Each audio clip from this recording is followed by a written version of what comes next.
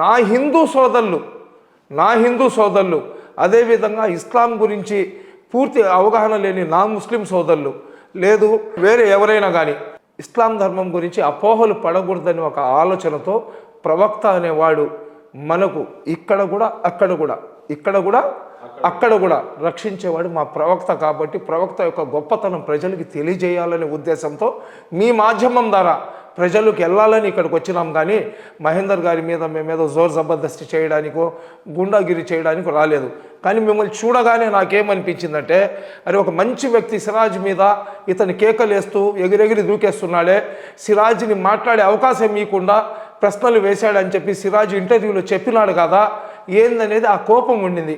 కానీ ఇప్పుడు మీరు నాతో ఇంటర్వ్యూ చేసిన తర్వాత ఆ వీడియోస్ ఏదైతే మీరు ఆ వీడియో చాలాసార్లు మేము చూసినాం, కానీ ఆ కోపంతో చూసినాం కాబట్టి అక్కడ మనకు అనిపించలేదు. కానీ ఇక్కడ ప్రశాంతమైన వాతావరణంలో మేము చూసినాం కాబట్టి అతనికి క్వశ్చన్ వేసిన తర్వాత 3కి 4 సార్లు మీరు అతనికి అవకాశం ఇచ్చినారు. నేను చెప్తున్నాను, నిన్ను అడుగుతున్నాను, నువ్వు కరెక్టా కాదా అని చెప్పి. అలాంటప్పుడు కౌన్ బనేగా కరోడ్పతిలో అమితాబ్ బచ్చన్ చెప్తాడు లాక్ కరుంగా అని చెప్పి.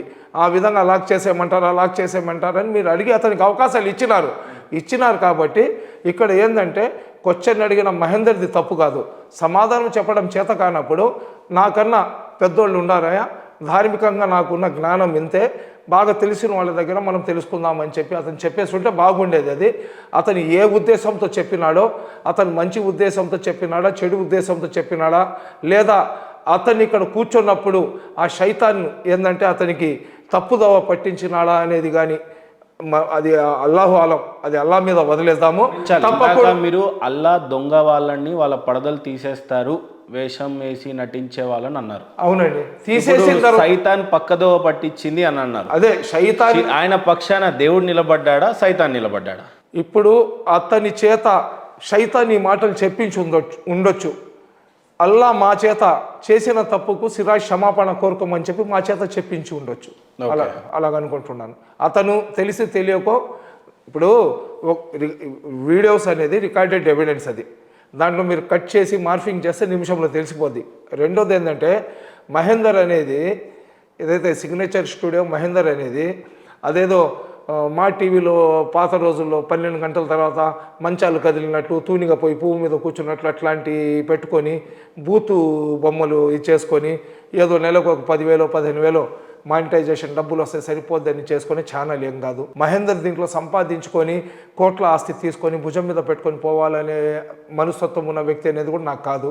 మీతో నాకు తక్కువ పరిచయాలు అయినా కానీ మీరు దుబాయ్కి వచ్చినప్పుడు దుబాయ్లో మీకున్న అరబ్బులతోనే మీకు టచెస్ ఉన్నాయి. నా కొడుకు ఏంటంటే మీతో చాలా క్లోజ్ అసోసియేట్గా ఉంటాడు కాబట్టి వాడు మీ గురించి చెప్పినవి కొన్ని నా మైండ్లో ఉన్నాయి. కాబట్టే మేము మిమ్మల్ని అడుగుతున్నాం, సరేనా?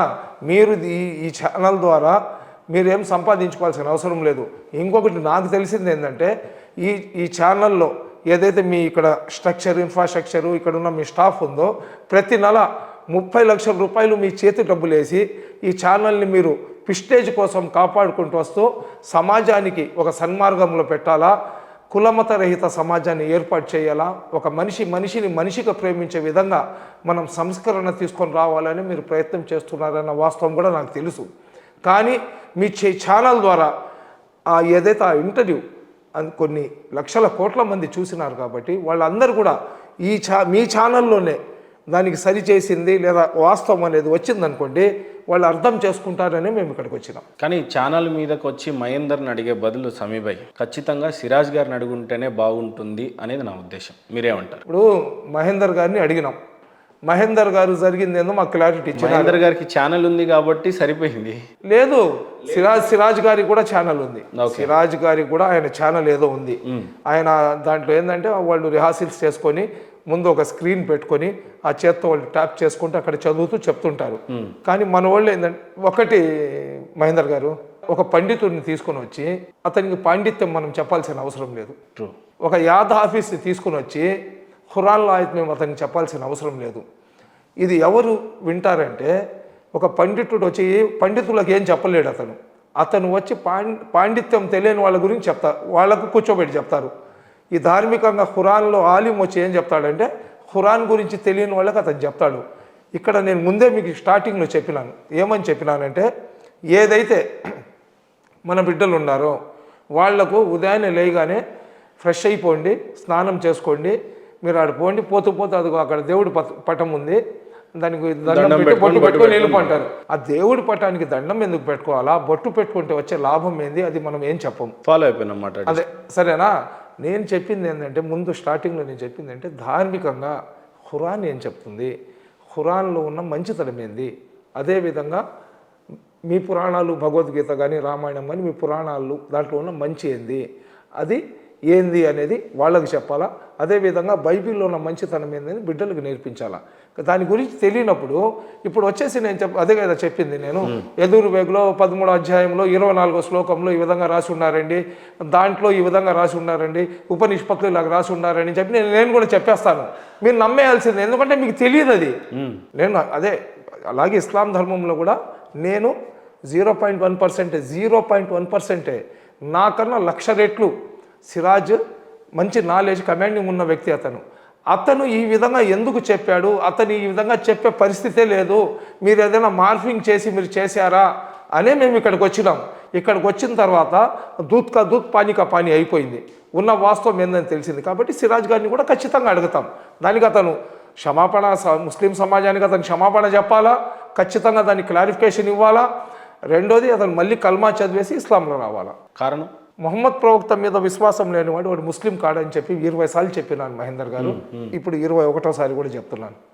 మొహమ్మద్ ప్రవక్త మీద నాకు విశ్వాసం లేకపోతే నేను ముస్లిం కాదు. ఇప్పుడు మీరు షియా అన్నారు, వాళ్ళు మొహమ్మద్ ప్రవక్తను నమ్మరు కాబట్టి దే ఆర్ నాట్ ముస్లిమ్స్, అంతే. వాడు ముస్లిం కాని వాడి గురించి నేను చర్చించుకొని లాభం. ఈయన కూడా షియా కావచ్చా మరి? దాని క్లారిఫికేషన్ ఇచ్చుకోవాలి, అతనికి అడుగుతాం మేము. ఓకే, అడుగుతాం. దీన్ని ఇక్కడతో ఆపొచ్చా? మీరు ఇంకొక చాలా పెద్ద మాట చెప్పారండి, చాలా నాకు మనసుకు బాధ కలిగింది.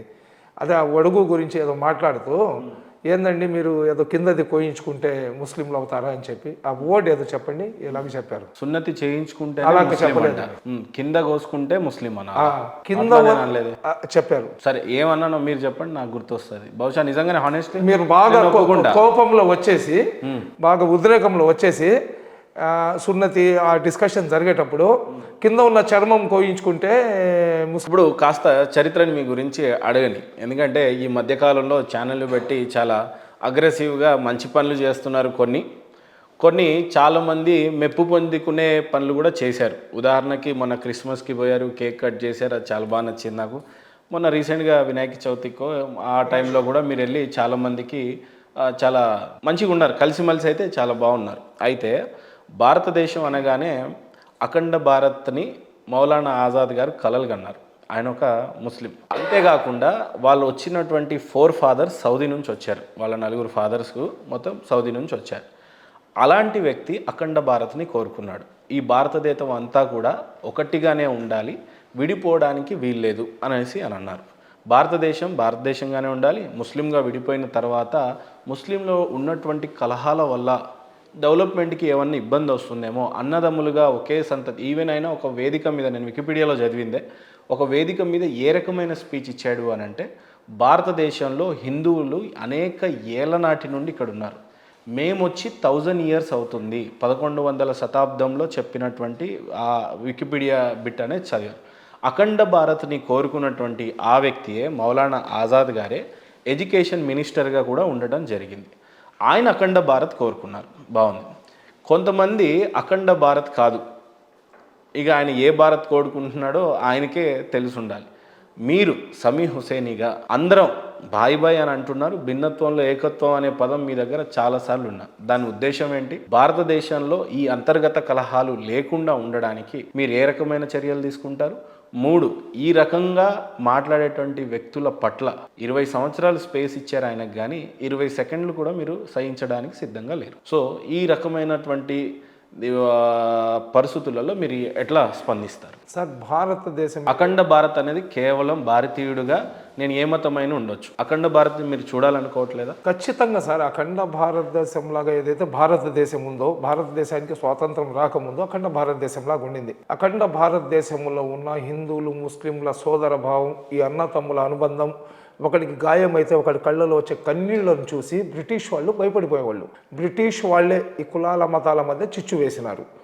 హిందువులు ముస్లింలు సున్నీలు షియాలు అదేవిధంగా వైష్ణవులు సరేనా, శైవులు వైష్ణవులు అని చెప్పి మనలోనే తెగల్ని తీసుకుని వచ్చినారు. తర్వాత ప్రతి మనిషికి ఏంటంటే ఆధిపత్యం చెలాయించుకోవాలనే కోరిక ప్రతి మనిషిలో ఉంటుంది. వాడికి ఈగో ఉంటుంది అనమాట. 10 మందిలో నేను సపరేట్గా కనబడాలా, 10 మంది నాకు చూడాలా, 10 మంది నా గురించి గొప్పగా చెప్పుకోవాలని ఇది ఉండే మనస్తత్వము ప్రతి మనిషిలో ఉంటుంది. కొందరిలో తక్కువ ఉంటుంది, కొందరిలో ఎక్కువ ఉంటుంది. ఆ విధంగా ఆ రోజు మొహమ్మద్ అలీ జిన్నా ఏంటంటే భారతదేశానికి, అఖండ భారతదేశానికి నేను మొదటి ప్రధానమంత్రి అవ్వాలనేది అతని ఆలోచన, అతని ఆకాంక్ష. అదేవిధంగా నెహ్రూ గారు కూడా ఏంటంటే నేను కూడా ఈ అఖండ భారతదేశానికి, స్వతంత్ర భారతదేశానికి మొదటి ప్రధాని అవ్వాలనేది అతని ఆలోచన ఉన్నప్పుడు దానికి బ్రిటిషర్స్ కొద్దిగా ఆజ్యం పోసి ఏదైతే కాశ్మీర్లో నిలబడి స్పీచ్ ఇస్తే కన్యాకుమారిలో ఉన్న ముస్లింలలో చలనం వచ్చేది పాత రోజుల్లో.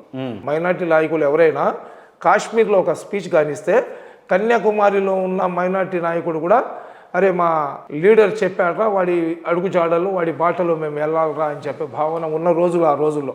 ఏది భారతదేశ స్వాతంత్ర పోరాటానికి ముందు జరిగిన రోజుల్లో నేను చెప్పేది. అదేవిధంగా మహాత్మా గాంధీ గారికి అనుసరించే వాళ్ళు ఉండేవారు, సుభాష్ చంద్రబోస్ గారికి కూడా అనుసరించే ఉన్నవాళ్ళు. ఈ అఖండ భారతదేశం, ఇక్కడ ఉన్న సంస్కృతి, ఇక్కడ ఉన్న సోదర భావం మీద ప్రేమ కానీ లేకపోతే జై హింద్ అని నినాదం ఇచ్చింది కూడా ముస్లింలే. భారతదేశానికి త్రివర్ణ పతాక ఏదైతే డిజైన్ ఉందో చేసింది కూడా ముస్లింలే. క్విట్ ఇండియా ముద్ద ఉద్యమం పేరు తీసుకుని వచ్చింది కూడా ముస్లింలే. అదేవిధంగా ఈ దేశ స్వాతంత్రం కోసం హిందూ సోదరులతో సమానంగా ప్రాణ త్యాగాలు చేసి గేట్వే ఆఫ్ ఇండియాలో 60,000 మంది ముస్లిం ఆలింల పేర్లు రాయించుకుని కూడా ముస్లింలే. స్వాతంత్రం అనేది ఏ ఒక్క ధర్మము, ఏ ఒక్క వ్యక్తి, ఏ ఒక్క కులం, ఏ ఒక్క మతంతో రాలేదు. అది అయితే మా పెద్దల త్యాగ ఫలితాలు. మాకు స్వాతంత్రము వాళ్ళందరూ కూడా వాళ్ళ సర్వస్వాన్ని నాశనం చేసుకొని ఈ దేశం సస్యశ్యామలంగా ఉండాలనే ఒక ప్రయత్నం ఏదైతే వాళ్ళు చేసినారో ఆ ప్రయత్నంలో సక్సెస్ అయింది. ఈరోజు రెడీమేడ్గా స్వాతంత్రం వచ్చిన భారతదేశంలో రెడీమేడ్గా మేము పుట్టేసి తిన్నది అరగకుండా ఆ ధర్మం మీద, ఈ ధర్మం మీద, ఆ ధర్మం మీద రాళ్ళు రప్పులు వేసుకుంటూ మీరు గొప్పోళ్ళ మేము గొప్పోళ్ళం అని చెప్పి దేశాన్ని విచ్ఛిన్నం చేసుకుంటున్నాం, కానీ ధర్మాన్ని విచ్ఛిన్నం చేయటం లేదు. ధర్మం తన ప్రదేశంలో ధర్మం ఉంది, కానీ దేశం విచ్ఛిన్నం అయిపోతుంది, సోదర భావం విచ్ఛిన్నం అయిపోతుంది. కారణం ఏమంటారు? సోదర భావాన్ని విచ్ఛిన్నం చేసే వ్యక్తులు ఏమంటారు? సోదర భావం విచ్ఛిన్నం చేసే వ్యక్తులను దేశద్రోహులు అంటానండి నేను. ఎందుకంటే దేశం ఎప్పుడు బాగుంటుంది, మీరు నేను హెల్తీ అట్మాస్ఫియర్లో ఉంటేనే బాగుంటుంది. మీ ఇల్లు నా ఇల్లు పక్కన పక్కన, మీరు ఇక్కడే ఆ ఇంట్లోనే ఉండాలా, నేను నా ఇంట్లోనే ఉండాలా. వచ్చేటప్పుడు నేను మీ ముఖం చూడాలా, మీరు నా ముఖం చూడాలా. అలా కాకుండా ఒకళ్ళని ఒకళ్ళు చూసి ఉమ్ముకునే పరిస్థితి. నాకు ఏదైనా హార్ట్ స్ట్రోక్ వచ్చి నేను కేకలు పెడుతున్నా కానీ పోనీ చచ్చిపోని నేను వెళ్ళనని చెప్పి మీరు, లేదా మీకు ఏదైనా ప్రాబ్లం వస్తే పోనీ అని చెప్పి నేను ఇంట్లో కూర్చొని పరిస్థితిని ఎందుకు క్రియేట్ చేస్తున్నారంటే ఈ దేశం మీద ప్రేమతో కాదు, మనిషిలో ఉన్న అహంకారం, మనిషిలో ఉన్న స్వప్రయోజనాల మీద ఉన్న కోరికలు. వాళ్ళకు ఏదో ఒక మనం డబ్బులు సంపాదించుకోవాలా, లేదా రాజకీయంగా హోదా సంపాదించుకోవాలా, లేదా మనం ఏదో కాంట్రవర్సిటీ మాట్లాడేసి అబ్బా ఈయన భలే మాట్లాడుతున్నాడు, హిందూ ధర్మాన్ని ఏకి పారేస్తున్నాడు అని చెప్పి ముస్లింలు ఈయననే ప్రొటెక్టర్, ఇంకా వేరే హిందూ ధర్మంలో నుంచి ఈయన భలే ఉన్నాడయ్యా ఏకి పారేస్తున్నాడు ముస్లింలకు అని చెప్పి ఇంకొకళ్ళు వచ్చి క్రిస్టియన్లకు ఏకి పారేస్తారు. ఇప్పుడు కొన్ని యూట్యూబ్ ఛానళ్ళు ఉన్నాయి సార్, అది ముస్లింలకు సంబంధించినవి కానివ్వండి, హిందూ సోదరులకు సంబంధించినవి కానివ్వండి, క్రిస్టియన్లకు సంబంధించిన కానివ్వండి. నేను ఒకటే చెప్పుకుంటూ మీ మాధ్యమం ద్వారా 2 చేతులు జోడించి భారతదేశంలో ఉన్న ప్రతి భారతీయుడికి, ప్రతి అన్న తమ్ముడికి, ప్రతి బిడ్డకు, ప్రతి అక్క చెల్లికి, ప్రతి ఆడబిడ్డకు నేను ఒకటే చెప్తున్నాను సార్. ఈ దేశంలో దేవుళ్ళలో కులాలు మతాలు కానీ ఉంటే సూర్యుడు హిందువులకి సూర్యరశ్మి ఇస్తాడు, చంద్రుడు హిందువులకే ఏదైతే వెన్నెల ఉందో అది ఇస్తాడు. మీలో గాలి దేవుడు, అగ్ని దేవుడు, సూర్యదేవుడు, చంద్రదేవుడు, భూమాత ఇన్ని ఉన్నాయి కదా, అవి కేవలం హిందువులనే ప్రేమిస్తుంటే వాళ్ళు మమ్మల్ని చంపేయవచ్చు కదా. 10 నిమిషాలు ఆక్సిజన్ మాకు అందకపోతే అందరం చచ్చిపోతాం కదా, హిందూ ధర్మం మేము మిగిలిపోద్ది కదా. సూర్యుడు మీకు ఎంత టెంపరేచర్ కావాలో అంతే టెంపరేచర్ మీ మీద పెట్టి మా మీద 200-300 డిగ్రీల టెంపరేచర్ ముస్లింలను దేవుడు కదా, సర్వాన్ని సృష్టించిన వ్యక్తి కదా, వాళ్ళకు మేము ఇష్టం లేకపోతే దేవుడే మాకు చంపేస్తారు కదా. మీ దేవుళ్ళు మా అల్లా లేదా వాళ్ళ ప్రభు అందరు కావాలనుకుంటే మీకేంది ఇబ్బంది? మీరెందుకు నాశనం చేసేయాలనుకుంటున్నారు ఈ దేశాన్ని? మళ్ళీ మా బిడ్డలు ఎవరో బ్రిటిష్ వాళ్ళ ఇంట్లో పోయేసి లెట్రిన్లు బాత్రూమ్లు కడుక్కుంటూ మీ ఆడవాళ్ళు చినిగిపోయిన బట్టలు వేసుకొని వాళ్ళ బిడ్డలకు లెట్రిన్లు కూర్చుంటే అది కడిగించుకుంటూ ప్లేట్లు కడిగించుకుంటూ వాళ్ళు బట్టలు ఇప్పి తరుముకుంటే కప్పుకొని పరిగెత్తే రోజులు మళ్ళీ కళ్ళతో చూడాలని ఉండారా? ఎందుకు ఈ దేశాన్ని నాశనం చేసేయాలనుకుంటారు? పోయేటప్పుడు ఎవరేం తీసుకొని వెళ్ళరు. వచ్చేటప్పుడు చేతులు మూసుకొని వచ్చినాం. తల్లి గర్భంలో నుంచి వచ్చేటప్పుడు చేతులు మూసుకొని వచ్చినాం. తల్లి గర్భంలో నుంచి మేము చచ్చిపోయి ఈ తల్లి ఒడిలో పోయేటప్పుడు చేతులు చాసుకొని వెళ్తాం. ఏముండదు ఒంటి మీద. మీ ధర్మం కానీ మా ధర్మం కానీ ఏ ధర్మం కానీ ఎందుకు దేశాన్ని నాశనం చేయాలనుకుంటున్నారు మనకు అర్థం కావటం లేదు. స్వాతంత్ర్యం వచ్చిన తర్వాత ఇక్కడ ఏ సమస్య లేనట్టుగా క్రిస్టియన్స్ వచ్చేసి మత పెద్దలుగా పాస్టర్లుగా మాట్లాడి వాళ్ళేమో ఆ రకంగా మతాలు మారుస్తూ ఉన్నారు. ఇక్కడ ఈయన పేరు ఏం పేరు బ్రదర్ సిరాజ్, ఆయన మౌలానా అంటాడా మరి ఆయన ఏమంటాడా ఆయనకే తెలియాలి. ఆయన కూడా మతం మార్చే పనిలోనే ఉన్నాడు. దీనివల్ల కదా కలహాలు వస్తున్నాయి. మతం మార్చమని చెప్పి ధర్మం చెప్పదు సార్. మారుస్తున్నారు కదా సార్, మీకు వాళ్ళ ప్రయోజనాల కోసం వాళ్ళు చేసుకుంటే అది తీసుకుని వచ్చి మొత్తం సమాజం మీద ఎందుకు వేస్తున్నారు నా వాదన.